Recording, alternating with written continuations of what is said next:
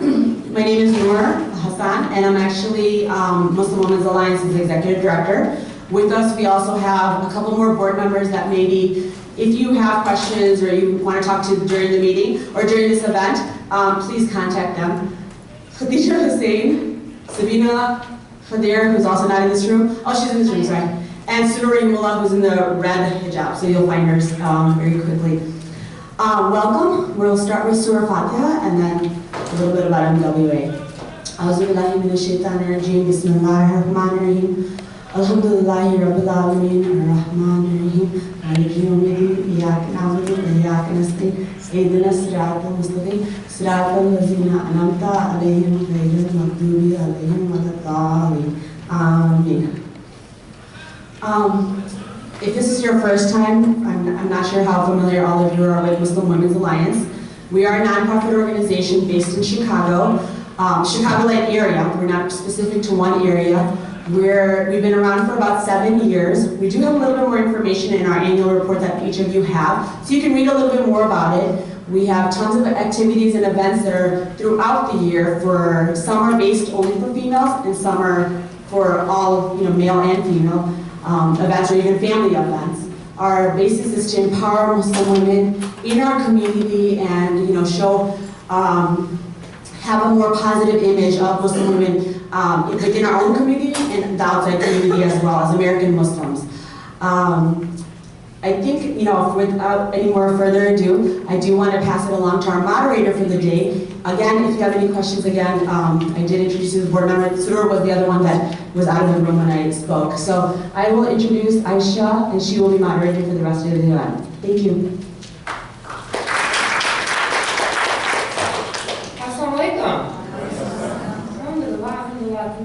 It's such a pleasure to be here. Welcome. I share welcome from the panelists and from the Muslim Women's Alliance. Today we're part of the Muslim Women's Alliance WED Talk series. And this series, the goal is to strengthen the bonds of our community, as well as step outside the boxes that we are typically in. And so as kind of an icebreaker to the WED Talk series, I'm going to ask you to introduce yourself to someone in the room who you do not know, who you have never met. I want you to tell them something interesting about you.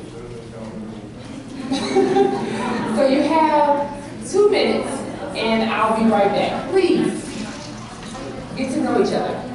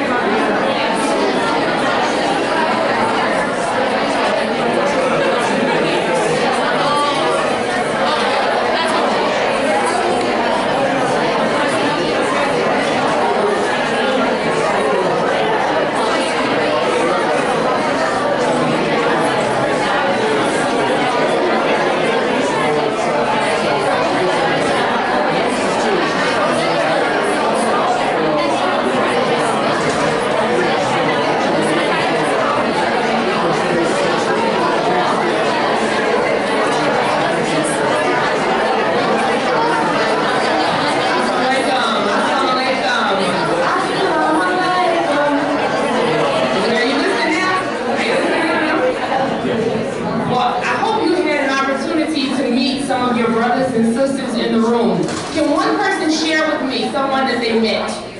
Can one person share? Thank you. She's from Indiana, Columbia, and so we traveled all the way here just to visit her. Oh, wow. Excellent. Inshallah. Well, please don't make this the only moment today that you meet someone new. Please don't make this the only moment. We're going to go ahead and get started with our program today because we are on a very tight schedule. We will start with Hind Maki, who is the founder and curator of the Side Entrance, a crowdsourced website that documents women's prayer experiences in mosques around the world. The site won the Best Female Blogger Brass Crescent in 2013, an award that honors the best of the Muslim blogosphere and has helped to catalyze a national conversation on the spaces women occupy in North America, Muslim spaces. And she's also a member of Islam's Masjid Development Community.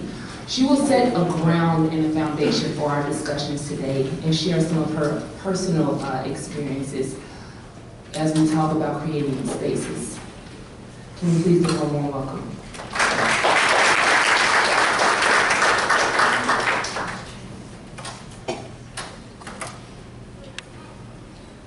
Thank you very much for that, Aisha. Thank you so much for MWA for the invitation to come and discuss a little bit, why this issue of the spaces that women occupy in American mosques or in mosques around the world is such a critical topic for us. And they wanted me to discuss Side Entrance and the conversation around that. So I wanted to go back a little bit and tell you a little bit about myself and why I really care so much, so deeply about this topic. I think it's very important to note that I grew up in a mosque from the time before I was even born. When my parents moved here from Sudan, here to the United States, they moved to Lansing, Michigan, and one of the first things that my mom did was to start a halaqah for the women at the small mosque in Lansing, Michigan. They decided to move to Chicago because of the large Muslim, primarily Arabic-speaking community here in the Bridgeview area, and that's why we moved here from Lansing. I don't know why we didn't go to Detroit or Dearborn, but we came here. I'm kind of glad about that. And I grew up at the Bridgeview Mosque. And when I say that I grew up there, I'm telling you, I almost lived there. Sunday schools and Saturday schools, Quran schools, Mu'mina Youth Club. My Islamic high school was actually in the masjid, and that was a space that I was there, welcome, practically 7 days a week.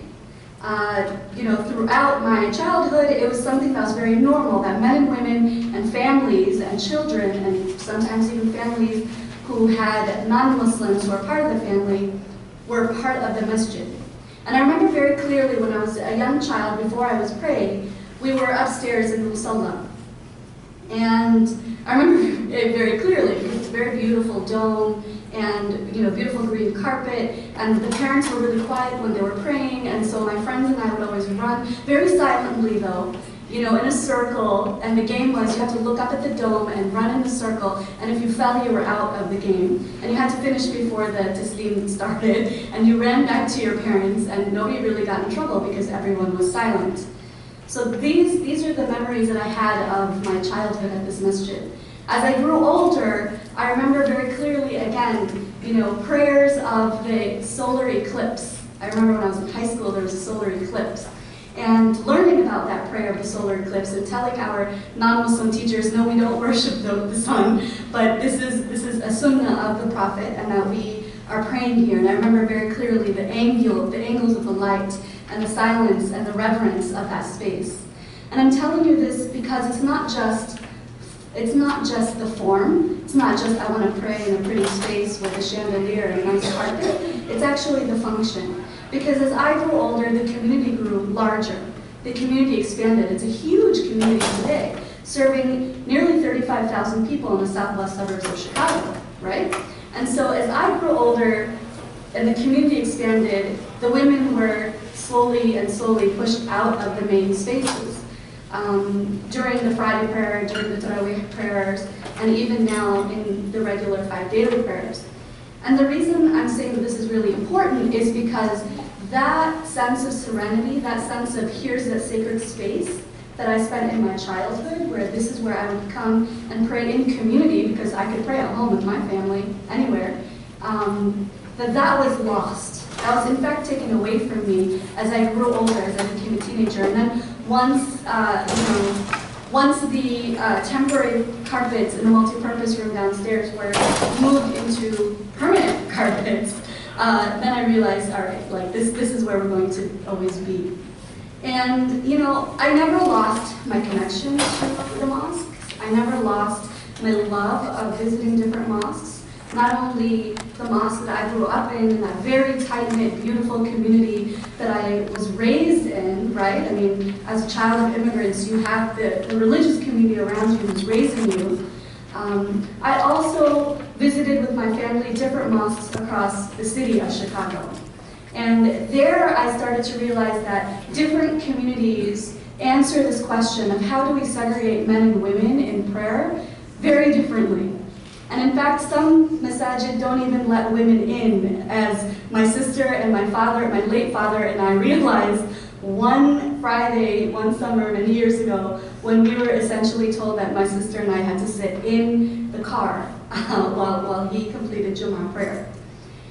I'm not telling you these stories out of bitterness. I'm telling you these stories because I want you to know where I'm coming from. The strong connection to the mosque, to the physical space where people come and congregate as a community, as well as the education that one receives when you're at the mosque.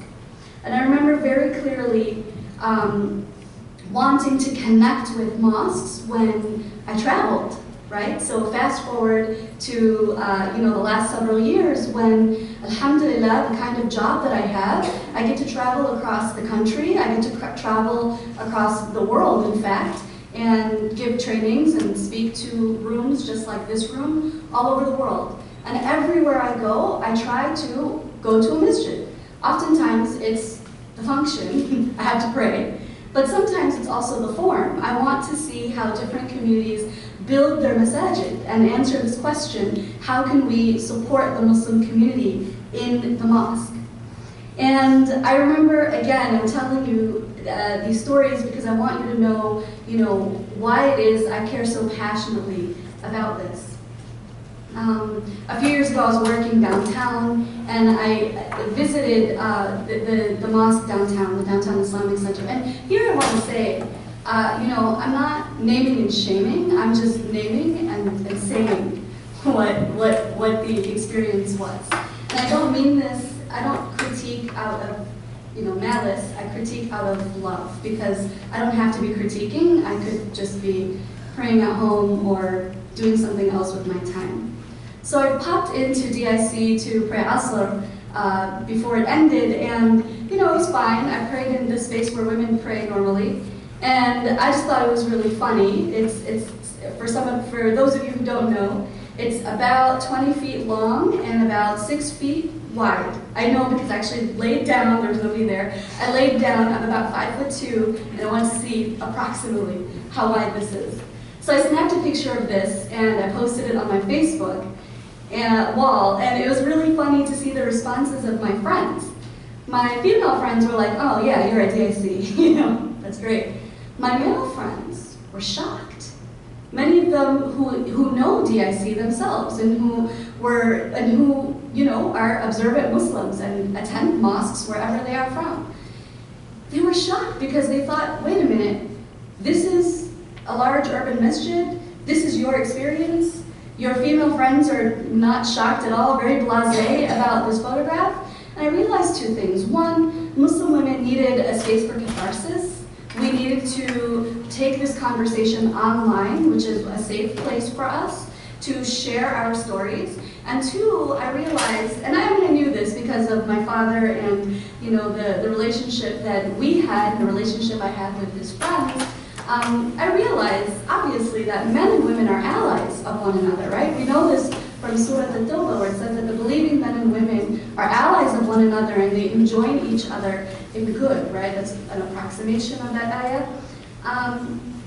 And I realized that my Muslim brothers across the country can be very supportive in the spaces that they occupy to speak up and to speak out on our behalf in the spaces that we are that we're denied, essentially.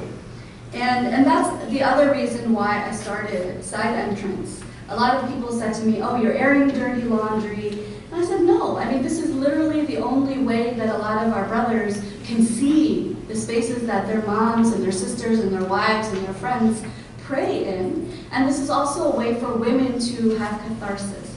And it's also a way for different communities to see how it is that other masajid answer this question. And I would be really happy to hear the rest of the panel and to hear, and share with you some of my own kind of conclusions on this in terms of the different communities answering this question differently. But I did want to mention a few other things. One is that when I started Side Entrance, I didn't think that it was going to become something so big. I certainly didn't think I was going to be receiving thousands of photographs, thousands of stories and anecdotes. And Side Entrance does show, as you can see on the slideshow behind me, we show the beautiful, the adequate, and the pathetic. And more often than not, the beautiful photos of women's spaces are the ones that get shared so widely because this is what people aspire to, this is what people want.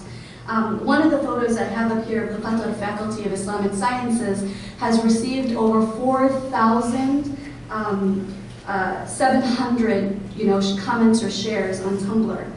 And the Facebook and the Twitter feed are very active. Why? Because this is something that, it's not just something that Hind Mekki in Chicago feels, but this is in fact something where people in South Africa feel, where people in Australia feel, in the Middle East. And I wanted to also mention that this initiative of Side Entrance has helped to catalyze. It wasn't the catalyst of the conversation. There was also the film on mosques. There's also the Islam Masjid Development Committee and our brothers and sisters there who are really talking about this issue and prioritizing it.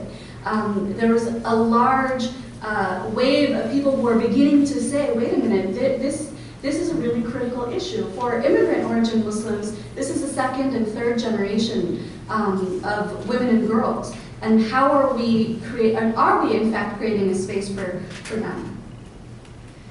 I've also been contacted by people in the UK, in the Maldives, which is a Muslim country, and in Toronto, Canada, of women who are doing the same thing, who are inspired by Side Entrance, and they go to mosques in their areas, and they showcase the women's and the men's prayer spaces.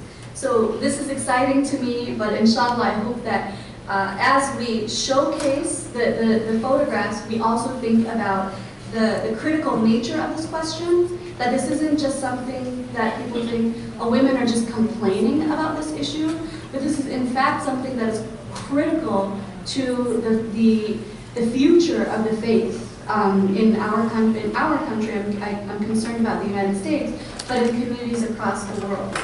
And I want to end with these two thoughts.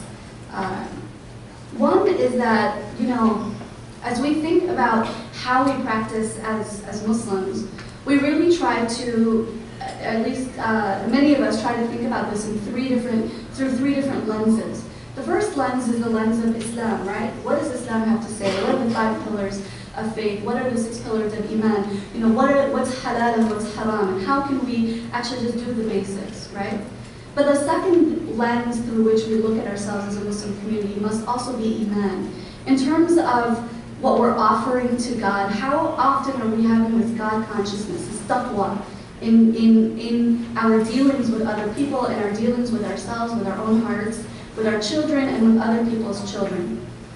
And the third is ihsan, right? So we're looking at Islam, Iman, ihsan. Ihsan is excellence. So it's not just, okay, God consciousness, I'm doing, my duty, and, I care about, what's going to happen in the akhirah, but actually I want to give this ihsan, I want to do this with excellence. Why? Because our religion commands us to excellence and to beauty, right? It's not just, it's not just, oh, these women are complaining, but this is, We want to build the most beautiful, most excellent mosques in the most beautiful, most excellent communities.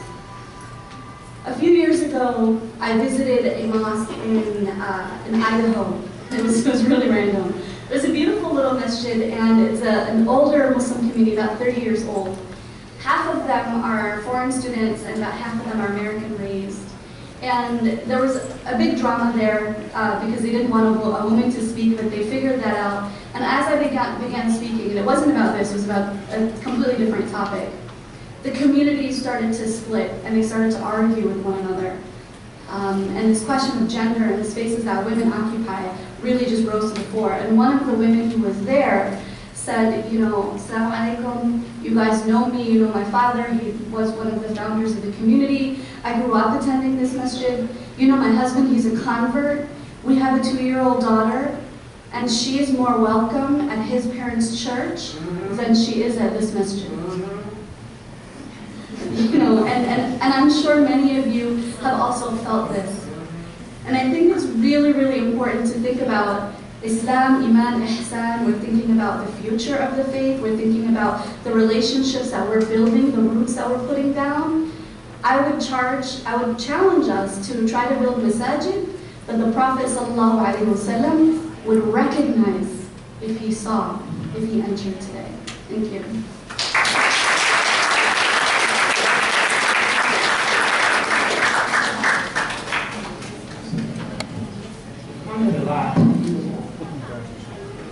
So what he has just laid the foundation for is a real conversation. Part of what we discussed is that we want this to be a space where everyone has a voice, where we can have critical conversations, where we can ask real questions, and have discussions that are solution-oriented. We want to make this the space to begin those conversations that challenge us to change in ways that make our spaces conducive to everyone. So as each panelist comes before you, they want you to challenge them. They want you to ask those questions. They want to respond to those questions. They want to challenge themselves. We want to challenge ourselves. So know that that's the space that you're in right now. So as we open up for discussion after each panelist comes up, we hope that we'll be able to have those discussions within this space. Next, I have the distinct pleasure to introduce to you someone who actually doesn't like bios, he just told me. However, I'll read his short bio. Sheikh Usama Khan. He was born and raised in California and embraced Islam in 1996 and has been a student of the tradition ever since. Studying various Islamic sciences, both stateside and abroad, under some of today's foremost scholars. During the last decade, Usama served as an outreach director and Arabic instructor at Zutana Institute, as well as a Muslim chaplain for the California Department of Corrections and Rehabilitation. Usama is a founding director of Talif Collective, a community-based non-for-profit organization focused on assisting converts to Islam and creating healthy, social, and sacred spaces. Please join me in welcoming